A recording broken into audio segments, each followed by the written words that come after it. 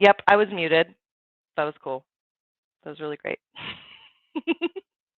Okay, guys, this is the second time I've used StreamYard, and I'm still clearly learning it a little bit. Thank you.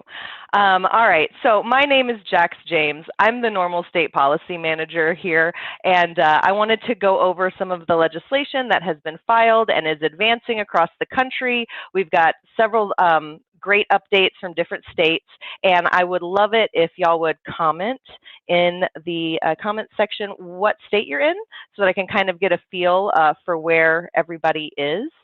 So without delay, I will let you know that if you look at the description of the stream today, the first link is going to be a lot of the things that I'm going to be going over, all of the updates on filed or moving legislation. And so I'm going to start in alphabetic order, A to Z today. I'm thinking like I'll probably mix it up.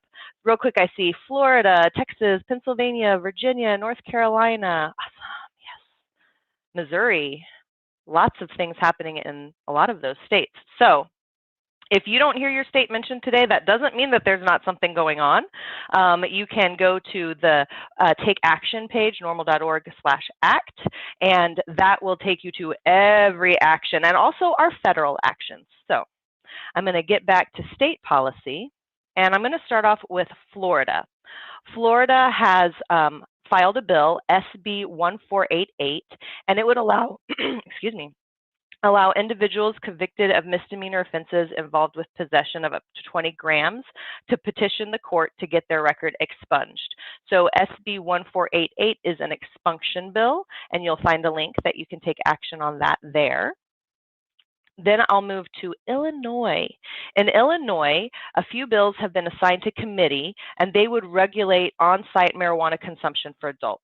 So there's HB 144, and that would allow a county or municipality to license for temporary events, cannabis clubs, and cannabis tours that would allow for the sale and consumption of cannabis and or infused cannabis products, as well as the sale of cannabis paraphernalia at these temporary events, clubs, and tours. So that would be awesome.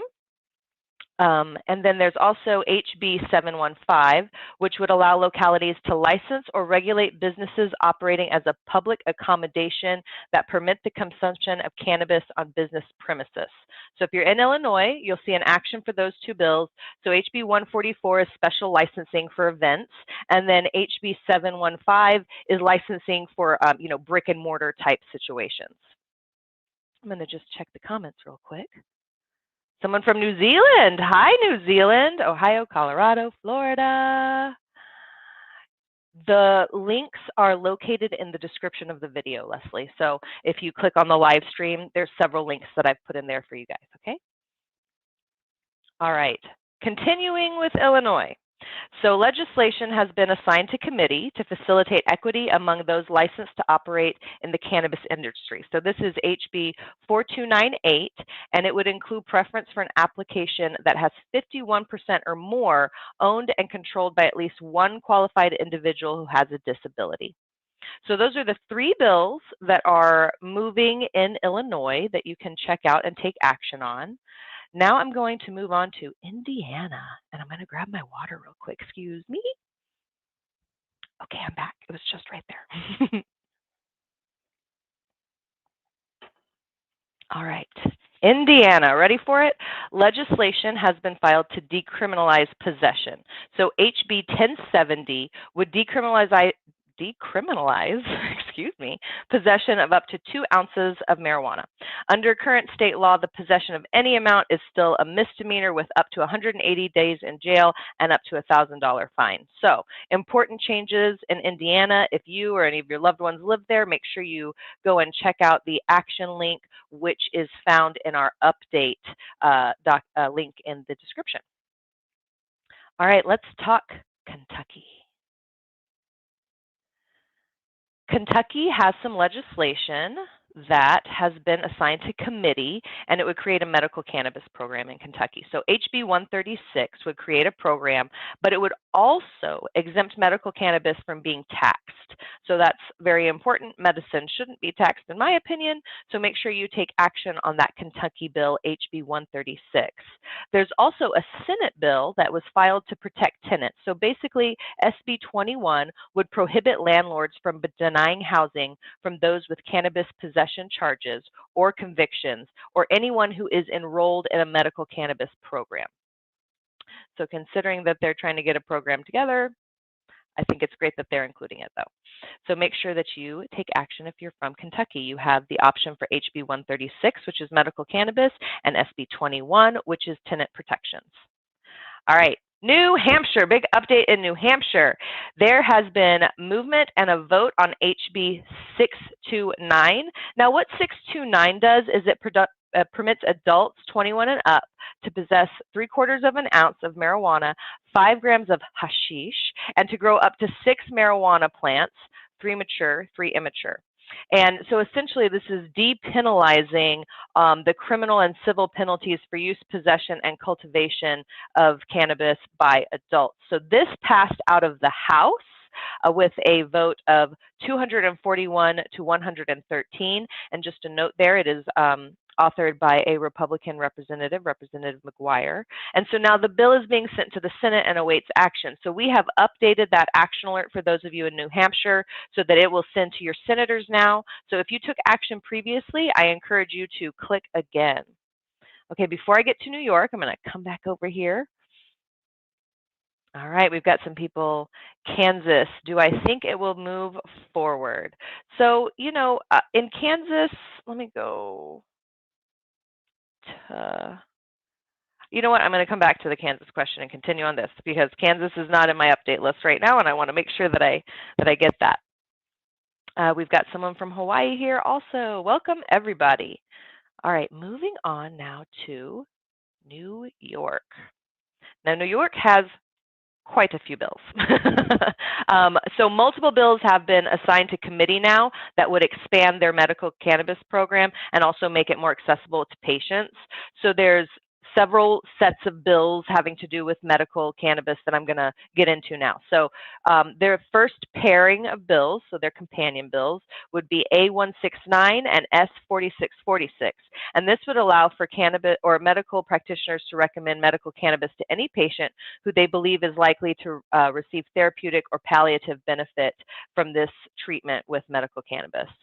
Then there's a standalone bill, A531, which would remove the serious designation in order for a condition to qualify for medical cannabis treatment. It would also increase possession limits and allow for certified caregivers and facilities to administer, handle, and acquire medical cannabis for these patients. It also would establish a medical cannabis research program. The next is a set of bills, so some companion bills. A127 and S4040 would allow facility caregivers to possess medical cannabis in a similar manner to a designated caregiver. So that would include hospitals, mental health facilities, and primary and secondary schools. Then there's a set of bills that would add some single conditions to the condition list in New York. So there's a link where you can take action on all these bills supporting medical cannabis access. Then we have some equity bills that have been filed. There is, and again, we're in New York right now. S07517 would include gender equality in the social and economic equity plan of the New York State Cannabis Control Board. And then we've got S0760, which ensures inclusion of lesbian, gay, and bisexual individuals in the awarding of adult use cannabis license. And there's a link for those equity actions there. Multiple bills have also been assigned to committee that would protect marijuana consumers from employment discrimination, which is super important. So A2101 would ban pre-employment drug testing for the presence of cannabis. A5171 provides that testing for cannabis on a drug test does not constitute performing his or her employment duties while impaired by a controlled substance and may not be the basis for hiring decision or a disciplinary action for such a patient. So that's important. There is those employment discrimination, a link for that action there. And then we've got an insurance-related bill in New York. A242 would amend state law so that medical cannabis would be treated like any other prescription drug related to health insurance coverage. It would give access to medical marijuana, not just limited on being paid out of pocket, and then patients should not be deprived from their medicine due to the high cost or lack of coverage, while other conventional medications are covered by most public health insurance groups. So insurance is kind of like the next talking point for a lot of people about medical cannabis. So I think that this is a very important bill for you to consider if you live in New York.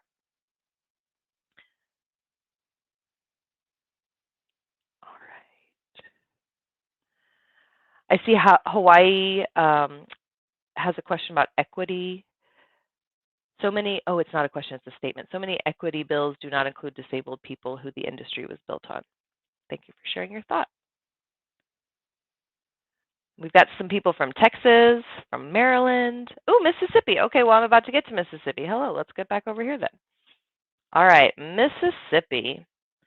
So there's been several bills that would reduce the penalties for possession of cannabis. And HB 178 would provide that the second offense of possession up to 30 grams or 10 grams of synthetic shall be just a civil offense with a maximum $250 fine. HB 294 clarifies that the first offense of up to 30 grams is classified as a civil rather than a criminal offense.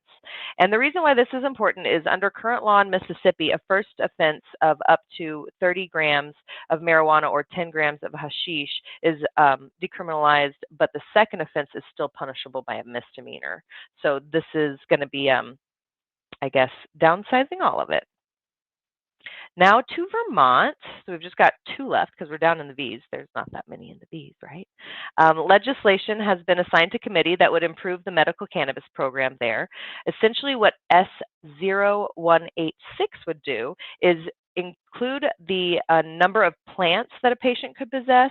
It would expand the type of PTSD access that people have, and it would allow for caregivers to provide for 2 or more patients in Vermont. So there's a link there. And then lastly, in Virginia, legislation has been filed that would require a locality to hold a voter referendum in order to approve the operation of a retail cannabis store. The bill number is HB 43. And in 2012, legalization legislation provided for a local opt-out of retail dispensaries by voter referendum. So this bill would instead shift the financial burden to localities wishing to comport with the state law and allow these legal retail sales. So for that reason, Virginia NORML has decided that they will be opposing this effort. So if you live in Virginia, make sure that you participate in that.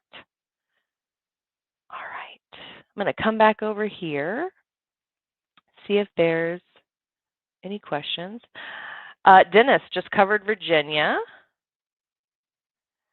Thank you for participating and submitting your actions in Indiana. I appreciate that. And you point out something really great there with the actions that we create. You know, of course, we've got a template there for you. It's pre-written for you, but it is editable if you want to personalize it so that it is more customized to what you want to talk about regarding those bills. I'm going to just keep looking. Hi, Alabama. All right, so I've gone through these bills, and a couple people are asking, you know, how do I take action? So first of all, in the description of this stream, you're going to find several links. The first link is to this week's moving legislation update. It's the update that I just gave, and it'll have all of the actions that you can take on moving legislation this week. Then you can also take action, in case you don't live in those states that I just covered, at norml.org/act. Now on that page, you're going to find not only our federal action alerts, but you're going to find our state ones as well. So you can participate at the federal level, and then you can also go down to your state and participate there. Now, a side note about federal policy, I did want to mention that you may have seen us post on our blog that we have a new political director here at NORML. His name is Morgan Fox, and he just joined our team a couple days ago. And I wanted to let you guys know that you will be able to meet him on our stream that I'll be hosting on January the 21st. And him and I will, of course, he'll introduce himself to you so that you can get to know him. And then he'll go over federal updates, and I'll go over state updates. So make sure that you tune in on the 21st so that you can be very current on what's going on at the federal level. And I do want to say big thanks to his predecessor, Justin Streckel. He was with us for 5 years, and he did a wonderful job. And you'll also see in the description, if you want to read a little bit more about Morgan, there is a link about his introduction to the NORML team. Also in the description, you'll find a donation link, because if you support NORML's mission, we could definitely use your help.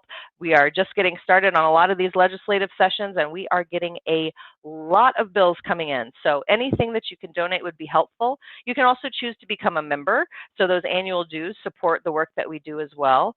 And if you go to the site, you can shop. I also wanted to point out really quickly, I'm wearing a vintage Texas NORML hoodie. It is hemp and cotton. So grab your NORML swag, because sometimes it turns into vintage NORML swag. And then lastly, if you are in a state and you are not connected with your local chapter, I've provided a link there so that you can click and find out where the chapter is in your state. I'm here in Texas, so of course I'm the executive director of Texas NORML. And there are a lot of really wonderful NORML organizations across the country. All right, let me just scroll through these comments real quick. So if you have questions about what I just ran down, drop them in the comments right now, because that's what I'm doing.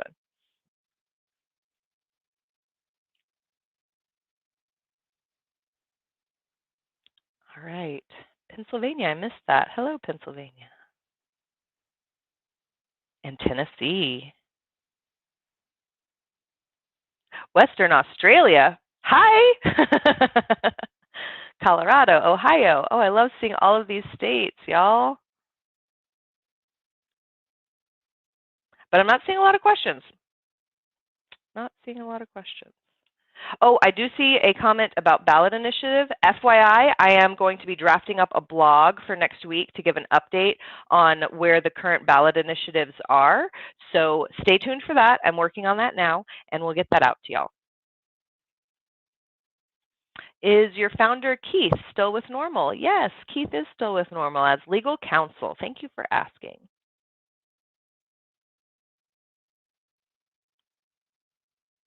Ooh, another good point. If you go to smile@amazon.com, you can choose the NORML Foundation, and it costs you nothing. What Amazon does is they match a portion of what you spend, and they donate it to us. So at no cost to you, you just have to shop through smile.com, and then it will continue to give to NORML as you shop. It's especially important, you know, pre-holidays, but it's never too late. So go ahead and do it now. A question about Texas. Okay, what's happening in Texas? I live here. Let me tell you, I absolutely know that answer. So here in Texas, we have a 2-year cycle. So that means that our legislature only meets every 2 years. So right now we are going through the political convention and election cycle of the circle that we have. So our legislative session doesn't start until January of 2023, which is a year away. But during that time, as you know, in Texas, it's quite gerrymandered. And there are many open seats that will be having freshmen run for it. So this year, it's more important than ever to participate in primary elections. So if you are not registered to vote, please register to vote so that you can make sure that you participate in those primary elections, because in some of these gerrymandered districts, you already know what the political party is going to be, and any influence that you can have at that primary level is going to be very important. Also, Texas NORML is putting together a Texas Marijuana Policy Voter Guide. I created it back in 2012, and we'll be putting it out again this year, of course, and so make sure you stay tuned for that to see where the candidates stand on the issue. We also have a legislative voting record so that you can go back and see, how did incumbents participate. Oh, and to go back to that, these freshmen, this is also an opportunity for during this election cycle for us to engage with them, and freshmen and incumbents. But during the election cycle is whenever politicians listen to their constituents the most. And when you can engage and build a relationship with them so that during the hectic legislative cycles, they already know you. They already are like, oh, they know what they're talking about. Yep, come on in, tell me what you think. All right, cool, we got it. So relationship building. And then, of course, it's going to be a political convention cycle where you can be a delegate and you can impact the platform planks, which are kind of like a mandate from the delegates to legislators. And then in November, it will be the general election in Texas and across the country, but specifically in Texas per this question, just 6 days after Election Day, legislation starts getting filed, and then the legislative cycle will start in January of 2023. Now, for everyone that's not in Texas, well, maybe not everyone, but for those of you that live in ballot initiative states, which Texas is not, you are going to potentially have some opportunities to vote on ballot initiative. And so again, I will be putting out a blog post about that next week. And it's important that if you live in a state with these initiatives, that you are registered to vote and that you get out and that you vote for them. So make sure that you stay tuned for those updates as the year progresses. All right, so let's see.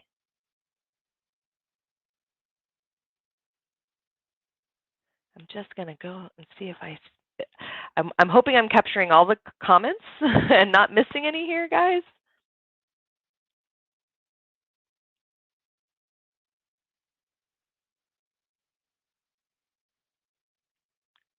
Ryan wants to know how he can set up a chapter. My state, Louisiana, doesn't have one. So if you go to NORML.org, there is a link that is specifically for setting up a chapter. Let me see if I can find it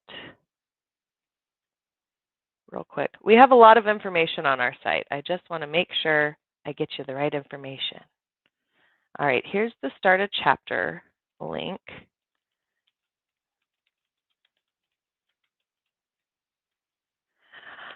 All right, hopefully that's going to show up for you there on how to start a chapter. But JM is in charge of our chapters, and they would be able to help you with that if you use that link there.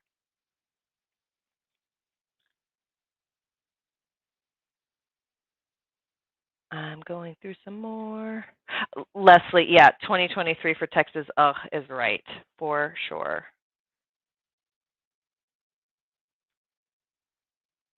Okay, well, I think maybe I got them all. If not, I will try to come back on and go through the comments later and get with you guys on it. But thank you so much for tuning in today. There is a lot that's going to be going on over the next few months across the country. And so I look forward to seeing you every Friday at 12:30 Central. That is my plan. Of course, things might get moved around every once in a while, but this is going to be the scheduled date and time that you guys will be hearing from me. So without any further ado, please make sure that you check out the update that I provided. If you want to click normal.org/act, you can participate in federal actions. And then, of course, check out the chapters near you so that you're engaged with what's going on. All right, friends, I'm going to say goodbye from Texas.